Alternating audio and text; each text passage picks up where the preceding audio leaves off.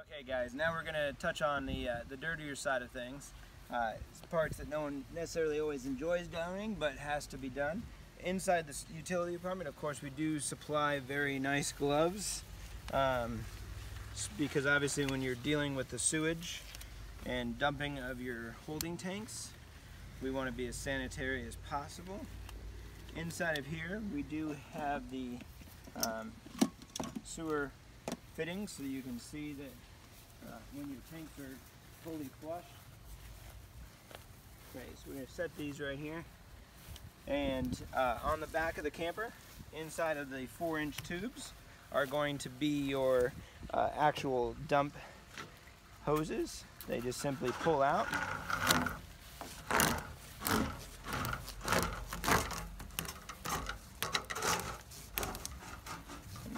Now this is a 15-foot hose, so obviously you would never dump into anywhere that is not a potable or a sewage treatment facility. So this hose, obviously, right here you have your one central valve that basically relieves you of your black tank as well as your gray tank. You always do your black first. Obviously your solids need to get gone out first and then go through the tube, and then your gray water, which is going to be your sinks, showers, and of course anything else that would be just considered gray water, will go and then flush out the hose. So these are snap valves that just, you do a little quarter turn. Sometime you will get a little bit of seepage, so try to let this drain before you close it up, because obviously the next renter isn't going to want to open that up, or possibly you. We do check that before we send it out. Clear goes on first. That allows you to see when your tanks are actually clean. Then you do a quarter turn again on this. Now when you have a full hookup campsite, these will thread into whatever size, whether it be a 4-inch tube, 3-inch, or a 2-inch tube. Thread in, and then when you come down to the back of the hose, this screws in to the sewer pipe, and then this does the quarter lock and locks in, and that way you don't get the fumes and stuff while you're sitting around the campsite.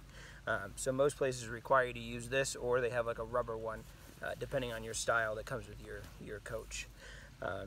So once you have got this all installed and make sure it's tight so you don't get any seepage, then you will then come back up to the valves. For the fun part, underneath, they're either visible or this one is hidden behind. There's a black tank. You will then, for demonstration purposes, I'm not going to pull it open, but you will pull that out. Let this drain until it goes clear, or stops draining, and then close it. Then open the gray and let the gray flush out behind the black tank. And then again, you will simply close it. Once you're all set, you simply turn for the sewer hose, then pop off the clear, and then put on the driving valves.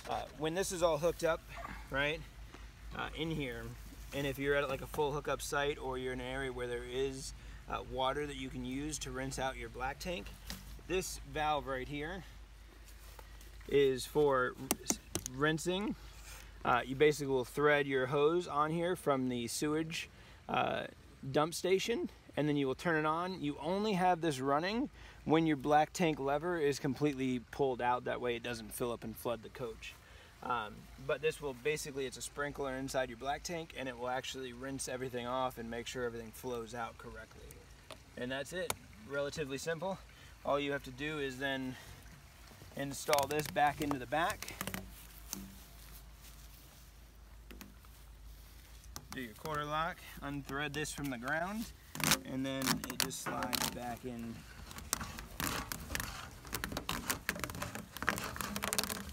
Now, this coach does come with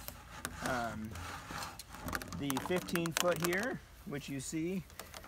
Now this, if you notice, these sometimes turn and it will not go in, so you have to make sure that these sometimes go in. And then this one again, since it is a swivel valve, sometimes people, you can actually just swivel it to where they are in line, and you can slide it in, press it in a little bit, and then you put on the retaining cap,